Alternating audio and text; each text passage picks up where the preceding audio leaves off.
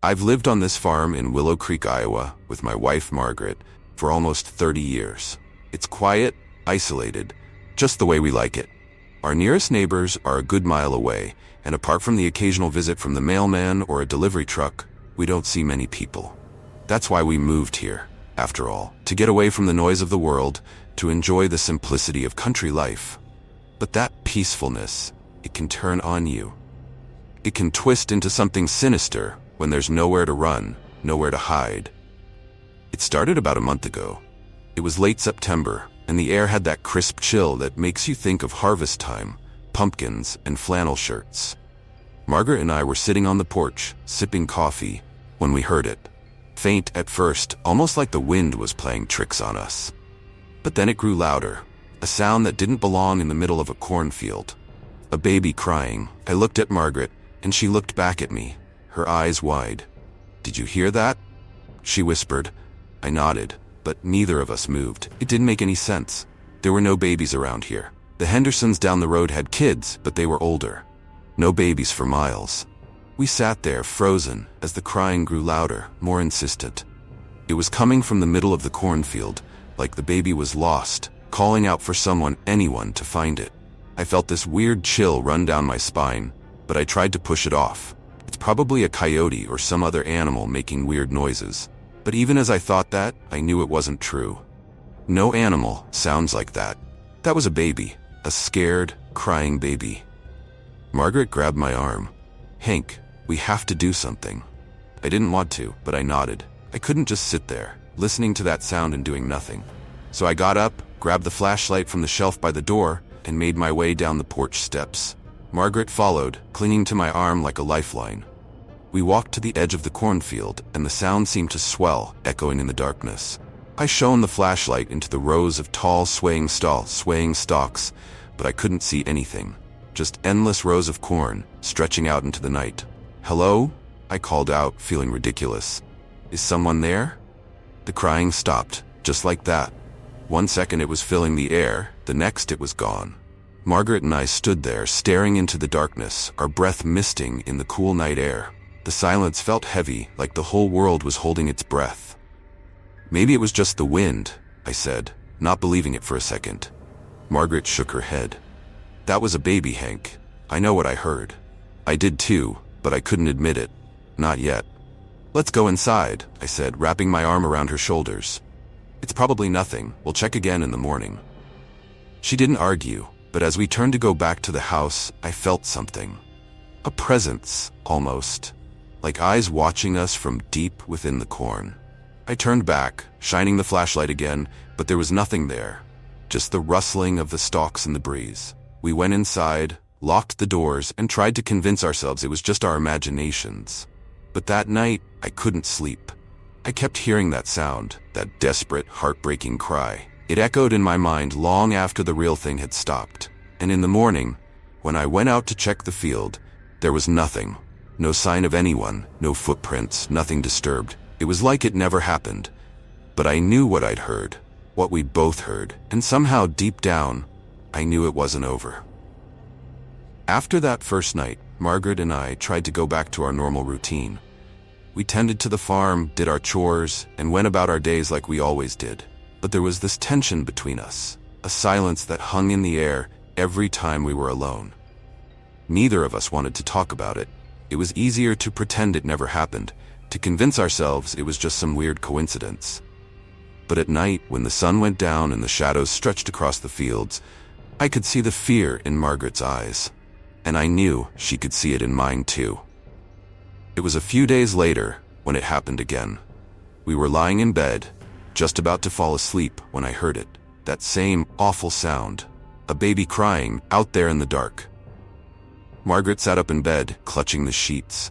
I could see her trembling in the dim light from the moon outside the window. "Hank, it's back," she whispered, her voice barely audible. I nodded, swallowing hard. My heart was pounding so loud I could barely think straight. I threw off the covers and grabbed the flashlight from the nightstand. We didn't even bother putting on our shoes. We just ran out of the house into the cold night air, following the sound that seemed to be pulling us like a magnet. This time, it was louder, clearer. The crying seemed to come from deep within the cornfield. We pushed through the tall stalks, the dry leaves scratching against our skin, the sound growing closer and closer until it felt like it was all around us. And then we saw it. There, in a small clearing surrounded by corn, was an old wooden cradle. It looked out of place, ancient and worn, like something out of a black and white photograph. The wood was cracked and faded, covered in a thin layer of dust, and the rockers were still, frozen in place, as if time itself had forgotten about it. Margaret let out a gasp, covering her mouth with her hand. "Oh my God, Hank!" I shone the flashlight over it, my hands shaking so bad the beam wavered all over the place. The cradle was empty, but there were these tiny footprints in the dirt around it, like a small child had been walking in circles. They led away from the cradle, disappearing into the rows of corn. My mind was racing. This didn't make any sense. Who would put a cradle in the middle of a cornfield? And those footprints, they were so small, like a toddler's. But the crying, it sounded like a newborn. It didn't add up. I stepped closer, half expecting something to jump out at me, but nothing happened. The crying had stopped again, leaving only the soft rustle of the corn around us. I reached out, almost in a trance, and touched the cradle. The wood was cold and rough under my fingers, and I felt this strange sensation, like a static shock. I pulled my hand back, and Margaret grabbed my arm. "We need to leave, Hank. Now," she said, her voice shaking. I didn't argue. We turned and made our way back through the cornfield, our steps quick and stumbling in our hurry to get away from that cursed place. When we finally reached the house, I slammed the door shut and locked it, every muscle in my body tense. Margaret was pacing the kitchen, her arms wrapped around herself. "What the hell is happening, Hank? What is that thing?" I didn't have an answer. I wished I did, but I didn't. All I knew was that something was wrong, deeply, terrifyingly wrong. And whatever it wasn't going to stop. That night, neither of us slept. We sat in the living room, the lights on, the curtains drawn, jumping at every creak and groan of the house settling. Around 3 a.m, we heard it again. The baby crying, faint and distant, but unmistakable. We didn't go outside this time. We just sat there, holding each other, listening to that terrible sound until it finally faded away. The next morning, I called the sheriff. He came out, listened to our story, and then walked with me out to the clearing. The cradle was still there, just like we'd left it, but the footprints were gone, like they'd never been there at all. The sheriff scratched his head, looking at me like I was crazy. "Hank, there's nothing here. Are you sure you're not just imagining things?" I felt this wave of anger and frustration, but what could I say? I couldn't prove any of it. "I know what I saw, Sheriff. That cradle, the crying, it's real." He nodded, but I could tell he didn't believe me. He patted my shoulder, told me to get some rest, and then left. As I watched his car disappear down the road, I felt this cold, sinking feeling in my gut. Something was happening out there, in the corn. Something I couldn't explain. And I had this awful sense that it was only the beginning. The days that followed were a blur of exhaustion and anxiety. Margaret and I could hardly look at each other with that unspoken fear hanging between us. The cradle in the field haunted my every thought. I couldn't shake the image of those tiny footprints, and every time I closed my eyes, I heard that horrible crying echoing in my mind. We tried to keep busy, throwing ourselves into work on the farm. I thought maybe if I just kept my head down, focused on the chores, I could ignore the gnawing dread that something was out there. But every night, like clockwork, the crying would start again. And every night, it seemed to get a little closer to the house. A week after the sheriff's visit, Margaret woke me up in the middle of the night, her eyes wide with terror. "Hank, wake up. Do you hear that?" I sat up, straining to listen. At first, there was only silence, but then I heard it. Faint, almost like it was right outside our window. The crying. But this time there was something different. It wasn't just the sound of a baby crying. There was a low, murmuring whisper underneath it, like someone or something was speaking to the baby, trying to comfort it. I jumped out of bed and grabbed the flashlight, my heart racing. Margaret clutched my arm, her grip tight enough to hurt. "Don't go out there, Hank. Please." I hesitated. Every instinct was screaming at me to stay inside, to lock the doors and wait for morning. But I couldn't just sit there, listening to that sound, knowing something was out there. I had to see it for myself. "Stay here," I told her, trying to sound braver than I felt. "I'll be right back." I slipped on my boots and headed outside, the cool night air biting at my skin. The crying seemed to be coming from the far side of the house, near the edge of the cornfield. I crept around the corner, my heart in my throat, the flashlight beam trembling in my hand. And then I saw it. A dark figure standing just inside the corn, half hidden by the stalks. It was tall, much taller than any man I'd ever seen, with long, thin arms that hung down to its knees. Its head was tilted to the side, like it was listening for something, and I could see a faint glow around it. A sickly, greenish light that seemed to pulse in time with the crying. I froze, my blood turning to ice in my veins. It wasn't human. Whatever it wasn't human. I could feel it in my bones, this deep, primal fear that told me I was looking at something that didn't belong in this world. The figure turned its head, and for a split second, I thought I saw its eyes, two dark, hollow pits staring straight at me.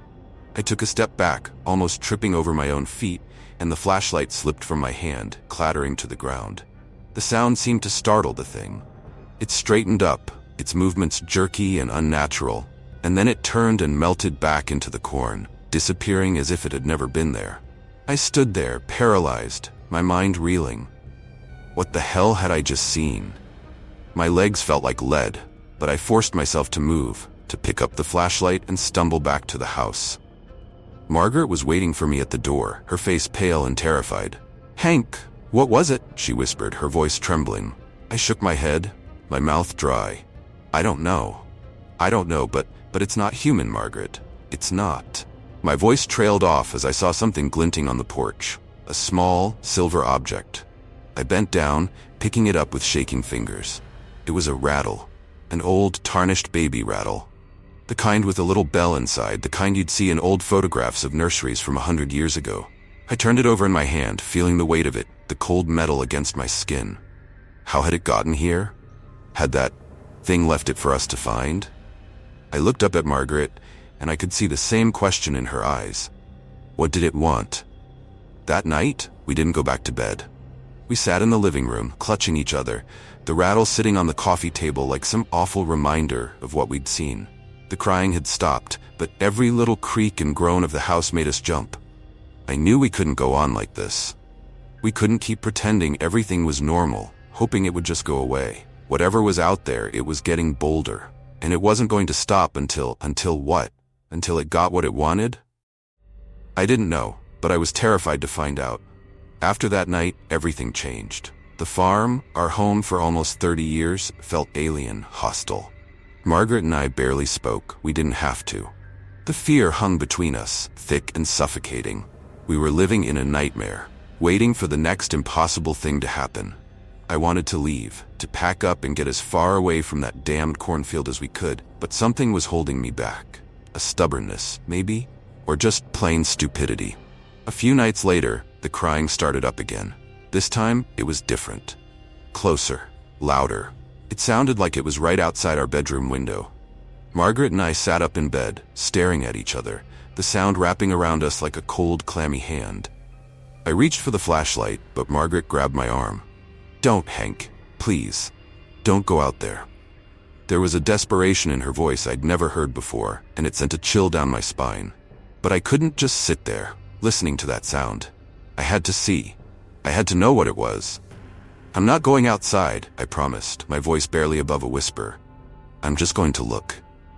I got out of bed, every muscle in my body tense, and slowly walked over to the window. My hand shook as I reached for the curtain, my heart pounding so hard I thought I might pass out. I took a deep breath, steeled myself, and pulled the curtain back just enough to peek out. What I saw made my blood run cold. There was a figure standing in the yard, right outside the window. It was tall and gaunt, its skin a sickly gray that seemed to glow in the moonlight. It was wearing tattered, dirty clothes, like something out of an old photograph, and its face... Oh God, its face was wrong. It was twisted, contorted in a way that didn't make sense, like someone had taken a human face and stretched it, warped it into something monstrous. But the worst part was its eyes. They were empty, hollow sockets, staring straight at me. And in its arms, it was holding something. A bundle wrapped in a filthy, tattered blanket. I could see a tiny hand poking out, limp and pale, and I realized with a sickening jolt that it was a baby. Or at least, it looked like a baby. The thing lifted the bundle, cradling it in its long, bony arms, and then it did something I'll never forget. It pressed its mouth, a gaping, unnatural maw full of needle-like teeth, against the bundle and began to whisper. The words were low and guttural, a language I couldn't understand, but they made my skin crawl. It was like the sound was burrowing into my brain, filling me with this overwhelming sense of dread. I stumbled back, almost tripping over my own feet. Margaret was out of bed in an instant, grabbing my shoulders, her eyes wide with terror. "Hank, what is it? What did you see?" I shook my head, trying to find the words, but nothing came out. I couldn't tell her. I couldn't make her see what I'd seen.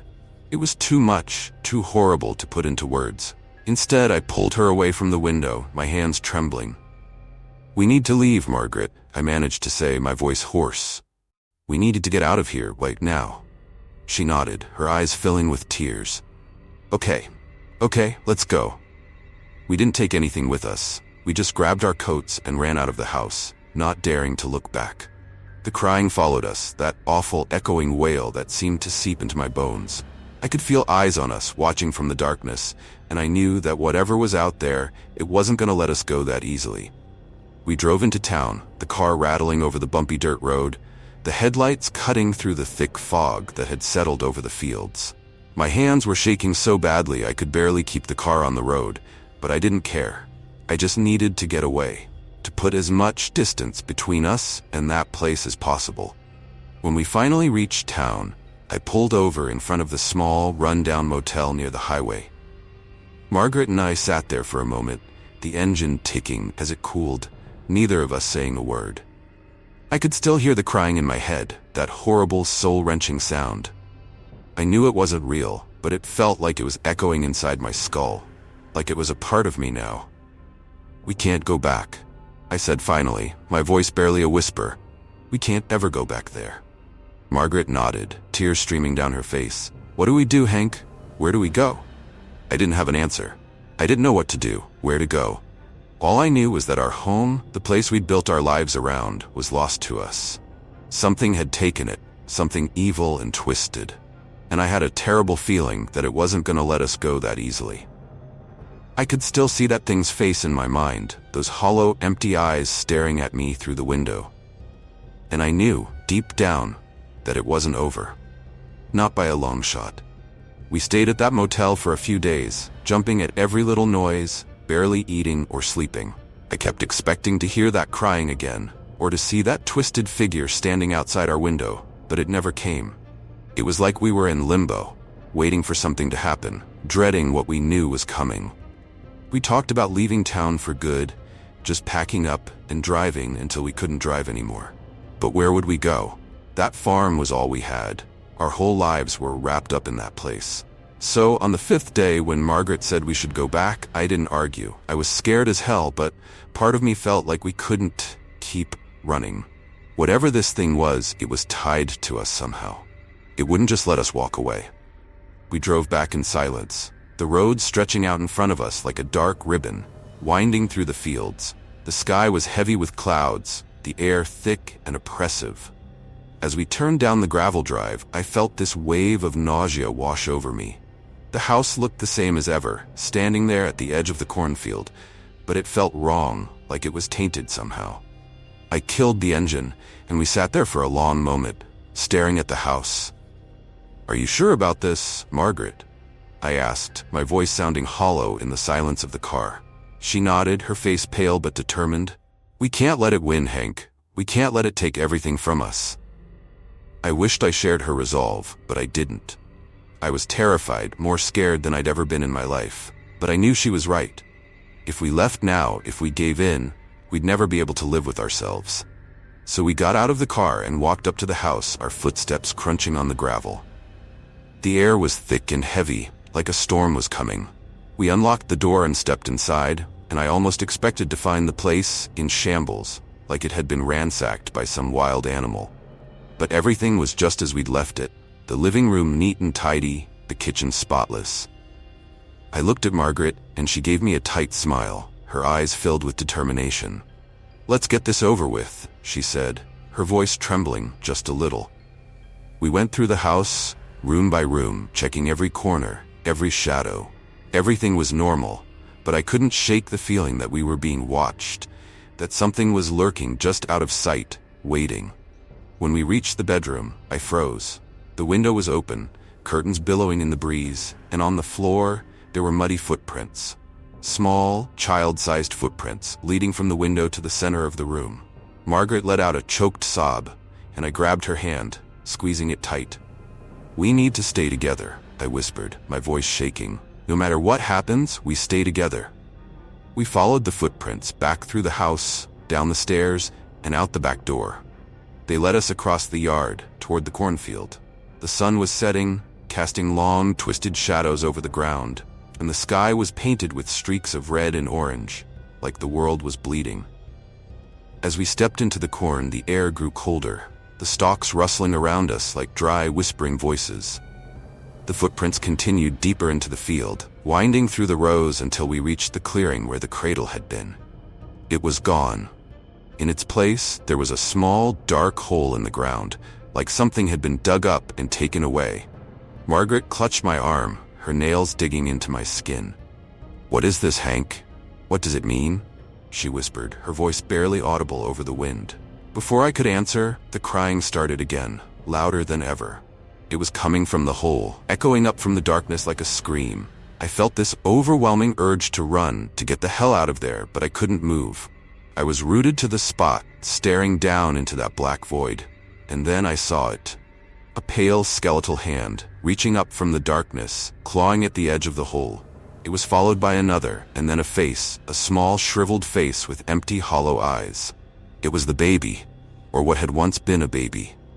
Its tiny body was twisted and deformed, its skin stretched tight over its bones, and it was dragging itself up out of the hole, those awful cries tearing from its throat. Margaret screamed, and I grabbed her, pulling her back. The thing's eyes, or what was left of them, locked onto us, and it let out this terrible, wailing cry, like it was calling for something. And then I saw it. The shadow.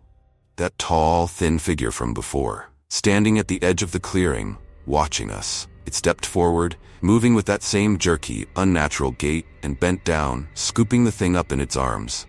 I felt this wave of cold, pure terror wash over me as it turned those hollow eyes on us. It whispered something, low and guttural, and the thing in its arms went silent, its head lolling back. For a moment, everything was still.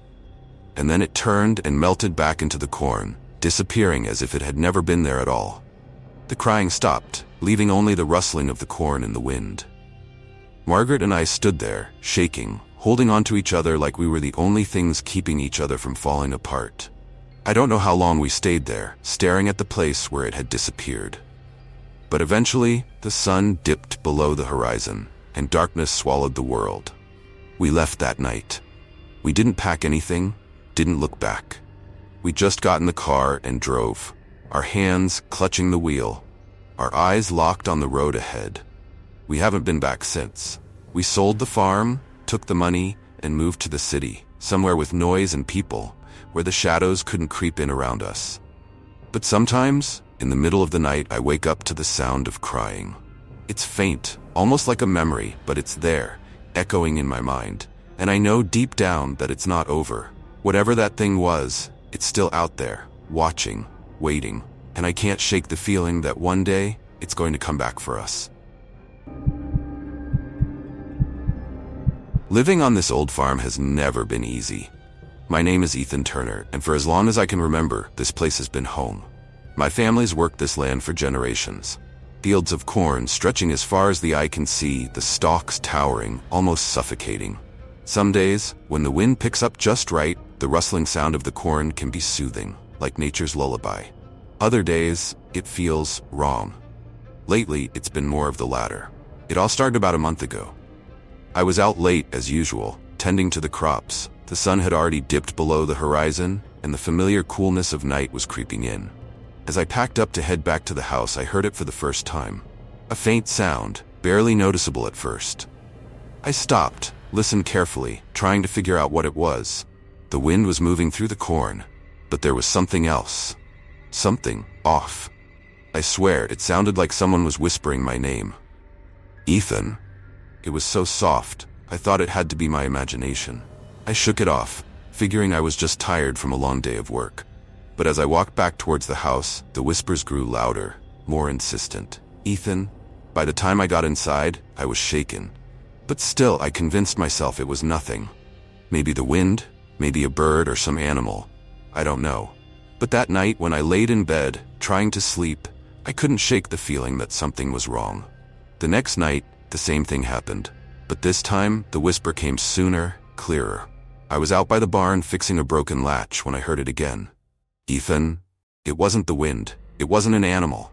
It was a voice. A real voice. I looked around, expecting to see someone standing there in the dark. But there was no one. Just rows and rows of corn swaying gently under the moonlight. Ethan. I grabbed my flashlight, shining it through the rows. Nothing. Just shadows and the occasional flutter of a leaf. But the feeling of being watched? That was real. I could feel eyes on me, from deep within the corn. My stomach turned, but I wasn't about to admit I was scared. I'd lived here all my life, after all. There was nothing out here that could hurt me. At least that's what I kept telling myself. The nights dragged on, and the whispers continued. Every time I went near the corn, I could hear them. They were getting louder, more persistent. And they weren't just calling my name anymore. They started saying things I hadn't heard in years. Things from my childhood, things I'd forgotten. They spoke about my wife, Sarah. She died out there in that cornfield. We never did figure out exactly how it happened. Just one night, she went for a walk and she didn't come back. The whispers, they started to sound like her voice, calling me, accusing me, blaming me for what happened. It was inescapable. Every night, I'd hear her voice, twisted and hollow, echoing through the rows of corn. Ethan, you left me. You let me die. That's when the dreams started. Or maybe they weren't dreams at all. Every night I'd see her, standing in the middle of the corn, staring at me. But I could never reach her. I'd run, but the corn would close in around me, keeping her just out of reach. Her voice would get louder, more desperate, but her face, it stayed calm, almost smiling. I don't know how much longer I can take this. Whatever's out there, it knows me. It knows my secrets, my fears, and it's not gonna stop until it has me. I couldn't ignore it anymore. Every night, the whispers were getting worse, louder, more personal. They didn't just call my name now. They knew things about me, things I never told anyone. And the fact that they sounded like Sarah, that's what really got to me. I couldn't shake the feeling that it was her, out there, lost in the corn, waiting for me to find her. After another sleepless night, I made up my mind. I had to go back into the cornfield. I needed to know what was happening, even if it scared the hell out of me. Maybe it was grief finally catching up with me, or maybe I was losing my mind. Either way, I wasn't going to keep running from it. It was close to midnight when I finally gathered the courage. Armed with my old flashlight and the rusty shotgun my father left me, I stepped off the porch and made my way toward the corn. The air was thick, almost suffocating, as if the whole field was holding its breath, waiting for me to step inside. The moon barely lit the sky, casting a pale glow over the tall stalks swaying in the wind. I could feel my heart pounding in my chest, each beat reminding me that I was alone out here. As soon as I stepped between the rows, the whispers started. Faint at first, barely audible over the wind, but there, always there. Ethan. I froze, the flashlight beam trembling in my hand. I swept it across the rows of corn, but all I saw were shadows stretching into the night. Nothing moved, nothing made a sound, except those damned whispers. Ethan, you left me. My blood ran cold. It was Sarah's voice, I was sure of it. The way she used to say my name, soft but firm, like she was pulling me back from my thoughts. Only now her voice sounded hollow, accusing. I forced myself to keep walking, pushing deeper into the field. Each step felt heavier than the last, like the ground itself was trying to hold me back. The whispers grew louder with every step, echoing all around me, making it impossible to tell where they were coming from. Why did you leave me, Ethan? I couldn't take it anymore. Sarah? I called out, my voice cracking. Sarah, where are you? No response, just the wind and the rustle of the corn. I kept walking, shining the flashlight in every direction, but the beam only cut through a few feet before being swallowed by the darkness. The corn was taller here, thicker, closing in around me. I started to feel like I was trapped, like the field was wrapping itself around me, keeping me from leaving. That's when I saw it, a figure in the distance, just barely visible through the stalks. My breath caught in my throat. It was a woman, standing perfectly still, her back to me. She was facing deeper into the field, her long hair flowing like it was moving with a breeze that didn't exist. "Sarah?" I whispered, my voice barely audible. She didn't move. I took a step closer, then another. My heart beat so loud it drowned out the whispers for a moment. But then, as I got closer, I realized something was wrong. The hair wasn't Sarah's. It was too long, too wild, and her clothes, they were old, tattered, like they'd been out in the elements for years. I took one more step, and that's when she turned. Slowly. Too slowly. When I saw her face, I stopped cold. It wasn't Sarah. It wasn't anyone. Her face was blank, smooth. No eyes, no mouth, just skin stretched over a featureless skull. I stumbled back, my flashlight flickering, my mind racing to make sense of what I'd just seen. The figure stood there for a moment longer, then turned and disappeared into the corn, swallowed by the darkness. That's when the whispers started again, louder now, more frantic. "Ethan, come closer. She's waiting for you." I turned and ran. I barely remember how I made it out of the field that night. My legs moved on their own, the flashlight swinging wildly as I sprinted back toward the house. My heart felt like it was about to explode. Every beat a thunderous reminder of the terror I'd just seen.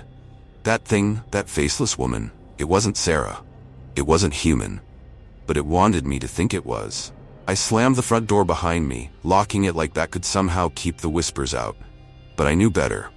They didn't need doors. They didn't even need my permission. They were in my head. Everywhere I turned, I could still hear them faintly, like the wind was following me into the house. "Ethan, come back." I stumbled into the kitchen, my hands shaking as I poured a drink, spilling more whiskey than I managed to swallow. The liquid burned down my throat, but it didn't help. Nothing did. My mind was spinning. What the hell was happening out there? Was it just me? Was I losing my grip? Grief does things to a person, makes you see things that aren't there, hear voices that don't exist. That's what I told myself, but deep down, I knew that wasn't it. I hadn't just seen something. I had felt it. I sat there in the dark, staring at the empty glass in my hand, trying to get my breathing under control. But no matter how much I tried to push it away, that faceless figure kept creeping back into my thoughts. The way she turned, the way the corn seemed to welcome her like she was part of it, like she belonged there. That's when I remembered something my father used to say. He never liked talking about it. But when I was younger, he'd warn me about the cornfield. I thought it was just one of those old farmer superstitions. You know? Don't go into the field at night. Don't wander too deep. He always said the corn knew things. Bet it listened. I used to laugh it off, thinking it was just his way of keeping me out of trouble. But now I wasn't so sure. I couldn't stay in the house, not with those whispers echoing in my mind. So I grabbed my shotgun again, this time more out of habit than any real sense of safety, and went outside. The cool night air hit me like a slap, snapping me out of the haze for a moment. The field was still, as if nothing had happened, just rows of corn swaying gently in the breeze, completely normal. But it wasn't normal. I knew it wasn't. I stood there on the porch, staring at the field, my fingers gripping the shotgun so tightly my knuckles went white. "Sarah," I whispered, more to myself than to anyone else. Was she out there? Was this her trying to reach me, or was it something else? Something far worse? Before I could think too hard about it, the barn light flickered. Just for a second, but long enough to catch my attention. I turned toward it, squinting. The light had always been reliable even in the worst storms, but there it was, dimming, as if something was messing with it. And then, from the corner of my eye, I saw movement. Just a glimpse, a shadow slipping between the rows. I whipped around, the flashlight in my hand shaking as I aimed it toward the corn. But there was nothing, just the rustling of the leaves. That's when I heard the footsteps. Soft at first, then louder, like someone was moving toward me through the corn. I swallowed hard, stepping off the porch, my eyes locked on the field. The whispers started up again, louder this time, more urgent. "Ethan, we're waiting." I wanted to run. Everything in me screamed to get back in the house, lock the doors, and never look back. but something pulled me forward. Some part of me still clung to the hope that it was Sarah. That maybe, just maybe, she was out there, trying to lead me to her. I took a deep breath and stepped into the cornfield. Again. I don't know what possessed me to step back into that cornfield. Maybe it was desperation, or maybe the whispers were starting to wear me down, making me do things against my better judgment. But I had to go. I had to know. The moment I stepped between the rows again, it felt different. Heavier. The air was thick with something I couldn't explain, something wrong. The corn stalks, which had once just been part of the land, felt alive, like they were watching me, waiting for me. My flashlight barely cut through the darkness this time, the beam swallowed by the endless rows. I had the shotgun slung over my shoulder, but it felt useless. Against this, it was just a piece of metal. The barn loomed ahead, just visible through the thick wall of corn. The light was still flickering, casting eerie shadows that danced across the field. I kept my eyes on it as I moved, trying to stay calm, trying to keep my breathing steady. But the whispers, they were worse now, louder, more insistent. "Ethan, don't leave me." It was Sarah again, her voice so familiar, so close. I clenched my fists, trying to hold on to reality, trying to remind myself that she wasn't there. She couldn't be. But the way she said my name, the way she pleaded, it made my chest tighten with guilt. The guilt I'd been carrying ever since she was gone. I pushed forward, the barn growing closer with each step. The wooden structure was old, weathered by years of storms and harsh winters, but it was still standing. I hadn't been inside since Sarah died. We used to store equipment there, nothing special. But tonight, it felt like something was waiting for me inside. As I approached the barn door, I stopped. My heart pounded in my ears, my hands shaking. The light above flickered again, then went out completely, plunging everything into darkness. I cursed under my breath, fumbling with the flashlight. The beam wobbled as I swung it toward the door, illuminating the cracked wood and rusted hinges. That's when I saw the blood. It wasn't fresh, but it was there, smeared across the door in long, uneven streaks. My stomach churned as I reached out and touched it. Dried, old, but it hadn't been there before. I would have noticed something like that. I stepped back, my mind racing. What the hell was happening? Before I could process it, I heard a loud creak from inside the barn. My heart nearly stopped. I swung the flashlight toward the noise, its beam bouncing off the walls. I strained to listen, but the whispers drowned everything out. "Come inside, Ethan. She's waiting." I didn't want to go in. Everything inside me screamed to turn around, get back to the house and forget this nightmare. But I couldn't. Something was pulling me, dragging me toward that barn like a moth to a flame. I pushed the door open, the hinges groaning in protest. The inside of the barn was worse than I remembered. Dark, musty, and filled with the smell of decay. The beam of my flashlight swept across the floor, revealing old tools, forgotten bales of hay, and something else. Something that made my blood run cold. There, in the middle of the barn, was a makeshift altar. A pile of bones, human and animal, arranged in some grotesque pattern, surrounded by dead crows. I gagged, my stomach lurching as the stench of death hit me like a wave. I took a step back, but the barn door slammed shut behind me.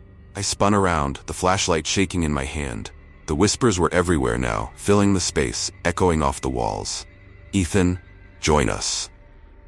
My hands trembled, the shotgun feeling useless in my grip. I wasn't alone in the barn. I could feel it. Something was watching me from the shadows. Something old, something hungry. Then, I saw her, standing just beyond the reach of the flashlight, her silhouette barely visible. It was Sarah, or at least, it looked like her. But her eyes? They weren't right. They were black, hollow, like the eyes of something long dead. She smiled, and my blood turned to ice. "I've been waiting for you, Ethan." I dropped the flashlight. The flashlight clattered to the floor, its beam flickering weakly as it rolled across the dirt, casting jagged shadows around the barn. My breath caught in my throat as I stared at the figure standing in the darkness. It looked like Sarah. Her hair, her clothes, but I knew better now. Whatever this thing was, it wasn't my wife. It wasn't even human. She or it smiled wider, that same eerie grin stretching unnaturally across her face, showing too many teeth. I took a step back, bumping into the altar of bones behind me. The clattering of brittle bones echoed in the barn, but the thing in front of me didn't flinch. I waited for you, she whispered, her voice wrong, like multiple voices layered on top of each other, all speaking in unison. All this time, Ethan, you left me. I could barely form words, my throat dry with terror. You're not Sarah, I managed to choke out. My heart pounded in my chest, but there was no way out. The door was sealed shut. I was trapped. Her head tilted almost mockingly. I am everything Sarah was and more. I know you, Ethan. I know what you want, what you fear. And you came back to me, to us. Her voice slithered through my mind, each word twisting my thoughts, digging into old wounds. The whispers had stopped now. Everything had gone eerily quiet, save for the soft rustle of the corn outside. My mind raced, trying to figure out how I could get out of this alive. I didn't leave you, I whispered, more to myself than to her. I tried to save you. The thing that looked like Sarah stepped closer, her eyes, those black, endless pits, locked on mine. You let me die, she hissed, her voice no longer gentle. It was sharp, accusatory, and now you're going to join me. The shadows around her seemed to shift, almost like they were alive, curling around her feet and reaching out toward me. Panic gripped me as I scrambled to pick up the shotgun. My hands shook as I raised it, pointing the barrel at her. Stay back, I shouted, but my voice cracked with fear. She laughed, a cold, hollow sound that sent shivers down my spine. That won't help you here, she said, her voice almost playful now. You belong to the field, you always have. I squeezed the trigger. The shotgun blast rang out, deafening in the confined space, but when the smoke cleared, she was still standing, unfazed, smiling. The air around me grew colder, and I felt something behind me. Turning slowly, I saw them, figures emerging from the shadows. Tall, gaunt shapes with hollow eyes and twisted faces, all watching me. They were part of the field, part of whatever ancient thing had taken root in the land, long before I ever set foot on this farm. And now, they had come for me. I stumbled back, my back hitting the barn wall. There was nowhere to go. The whispers returned, louder now, filling my head until I thought I would go mad. We are the harvest, they chanted, their voices overlapping in a haunting melody. And you are the seed. The faceless figures moved closer, and I could feel the life draining out of me, like the very air was being pulled from my lungs. I dropped the shotgun, falling to my knees as they surrounded me.